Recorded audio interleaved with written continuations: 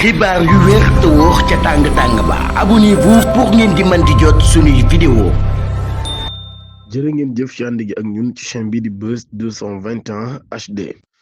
dañ koy door rek communiqué wala ab circulaire bu ministre de l'intérieur daal di génne moom mii di Mouhamadou Bamba Cissé daan nay adresse ab circulaire ci gouverneur yi ngir nag daal leen di fàttali am solo goo xam ne daan na koy am solo ngir ñu respecté ko texte yi waaye moom mii tamit ci ni nga xam ne dañ koy jëfandikoo fas yi ak yeneen yi nga xam ni ay mala lañ ci réewum Sénégal ba tey moom mii nag di dénoncé bu baax a baax traitement abusif yi nga xam ne dañ koy traité yooyu lay mala muy ay charge excessif yoo xam ne nag daal dañ leen koy tekki ñoom animaux jooyee mu jàpp ni loolu yi nag daal ay pratique dégradant la waaye tamit loolu yi nekk na loo xam ni àndul benn yoon ak li ñuy wax bien-être wala sax aux normes de bien-être circulaire boobee ba tey nag mi ngi incité bu baax a baax ci adaptation des charrettes à la taille des chevaux maanaam daal kon ñu fexe ba charrette yooyu di doon loo xam ni dafay tolloog yooyu lay fas wala tamit daal ba tey moom mi muy wax nag ci nécessité bi nga xam ne daal daan na koy am ci animal bu nekk ñu daal di koy nag reconnaître par service de l'élevage moom la ministre bi ba tey mi ngi xam leen nag daal dérive yi nga xam ne nag daal dañ koy def loolu yi baaxul benn yoon ci image yu réewum Sénégal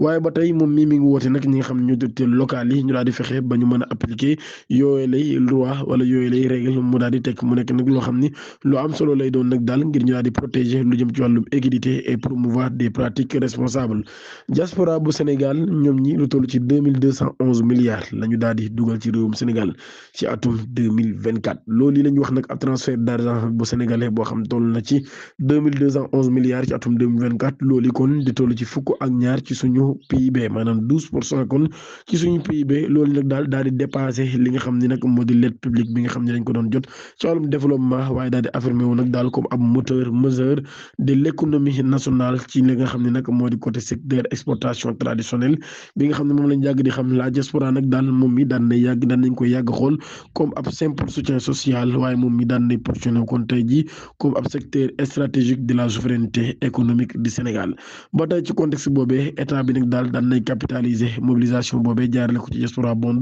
mu nekk troisième émission prévue initialement pour payer 300 milliards de francs CFA mujj gi nag ñu daal di générer 450 milliards ci ab participation boo xam ne sénégalais yu nekk ci ñeent fukki réew ak juróom ñoom ñi ñoo ko daal di def ci financement yooyu nag daal ñu daal di diviser moindre coût cette opération consolider une base d'investisseurs citoyens renforcer la transparence de la gestion publique et ouvre la voie à un rôle structurant de la diaspora dans le développement national.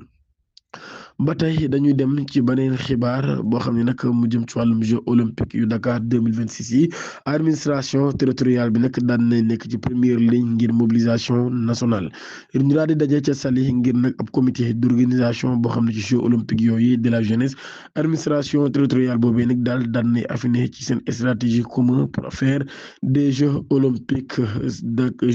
de la jeunesse ab événement boo xam ne nag daal dañ koy partager ci lu jëm ci wàllum population bi. waaye tam mu nekk dañ koy partager ak population bi tamit waaye tam mu nekk tamit ab rencontre boo xam ni technique lay doon ngir nag ñu daal di poser les bases de l'implication accrue des autorités locales waaye ba tey nag daal ci fàttali ñuy wax nag daal dañu bëgg ñu daal di jouer ab rôle bu am solo lool ci lu jëm ci wàllum organisation boobee coordination et la mobilisation autour de ce rendez-vous sportif mondial Sénégal nag daal kon pare daal di accueillir boobu lépp xew-xew ba tey ci dynamique boobee état bi daan nay am ambition nag daal transformer jeux yi ci ab célébration nationale portée jusqu'à dans les régions les plus éloignées. Gouverneurs, préfets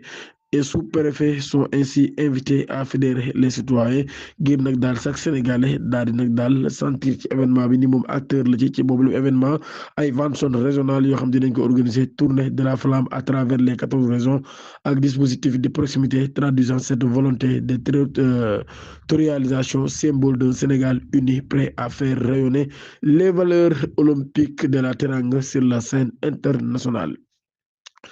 France Baba Abdoulaye Diop lay wuyoo di ab sympathisant bu parti bii di Pastef moom Baba Abdoulaye Diop mi demoon ca France ngir àggale am njàngam bu ñu sukkandikoo ci ay jegeñaaleem dañoo faat bakkanam ci ab jàppante bu amoon loolu nag ñu ko def ak ab arme blanche Baba Abdoulaye Diop mi daan nañ koy xamoon ci réseaux sociaux yi mu doon jëfandikoo tur bi nga xam ni moo di Guelwaar Venom ci réseau TikTok bi ak li nga xam ni moo di X moom mii mu doon défendre Ousmane Sonko ak ay idées yu projet bii di Pastef waaye nag bu ñu sukkandikoo ci ay prosam maanaam jegeñaaleem li tax ñu faat bakkanam du dara du dul débat ci wàllum politique wala ak ñàkk a déggoo ci wàllum politique. Le président de la république Bassirou Diomaye Diakhar Faye daan nay déclaré ci ngoonu talaata fukki fan ak juróom-benn ci weeru décembre atum 2025 ne mi ngi ñaan pour le premier ministre Ousmane Sonko daal di koy wuutu bis bu fi jugee wala bis bu nekkatul président. Le président de la république daan nay exprimé ci rencontre boo xam ni ñoo ko organisé woon ci palais présidentiel bi ak ñi nga xam ñoo di les peuples de la nation composé d'enfants, de victimes de catastrophes ainsi que de militaires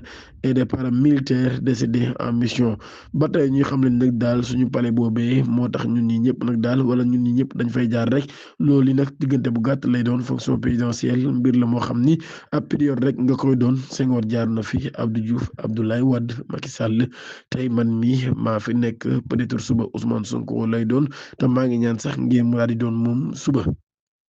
moom Bassirou Diomaye Diakhar Faye loolu laa di xam ne ci kanamu premier ministre bii di Ousmane Sonko ci ab vidéo bu gàtt boo xam ne dafa toll ci ñaari minutes ñu daal di koy publier ci page Facebook am moom le président de la république chef d'état daan nay exhorter les enfants ngir nag ñu daal di liggéey bu baax a baax wala ñu daal di góorgóorlu daal di jàng jàpp nañ nag daal secret bu réussite du dara lu dul loolu ba tey moom mi visite boobee nag daal daan nay amoon ci ab cadre initiative de la présidence ngir nag ñu daal di tijji aw yoon ngir semaine boo xam ne day doon semaine porte du palais présidentiel aux écoliers l'attend de naissance simple, chaleureux et sincère avec l'objectif de marquer durablement leur imaginaire et de renforcer leur confiance à l'avenir.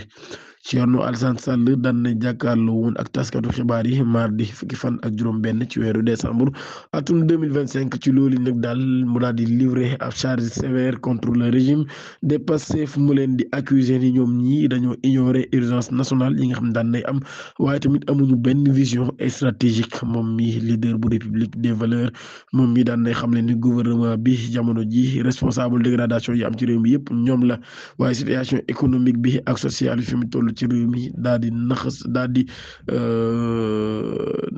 nërmeelu loolu yëpp ñoom la ba tey daan nay jàpp ne kon ginnaaw ñaari at yoo xam ne def nañ ko ci pouvoir bi régime bu passé bi dañuy reculer loo maanaam delloo ginnaaw réew mi ci ay domaines yu bëree bëri bokk na ci plan économique social Sénégal daan nay régressé wu bu baax a baax ci jamono boo xam ne ni ñaar ñi ko jiite ña ngay xuloo xiiroo ko ŋaayoo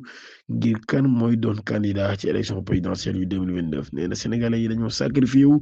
ngir indi leen ci bopp nguur gi waaye nag daal gisuñu benn yoon boo xam ne jël ngeen ko tey jii ngir xeex jàppale leen mu jàpp ni loolu ab égoïste la wala égoïsme député bi ba tey daan nay wax nag daal ci risque yi nga xam ne nag jàpp na ne réew mi mën naa dem ci ay crise économique majeure de évoquer nag lu jëm ci wàllum dégradation successive des nations des notations financières du pays le climat politique délétère et la perspective d'une crise politique qui s'ajoute aux difficultés déjà existées ba tey mu jàpp ni kon loolu yi dafay menacer bu baax a baax l'économie nationale ne mën nag daal affrontement yooyu bu fekkee dakkul nag daal loolu yi mën naa jëme réew mi ci ak guuta goo xam ne kenn du xam fu ñu koy waxee jërë ngeen jëf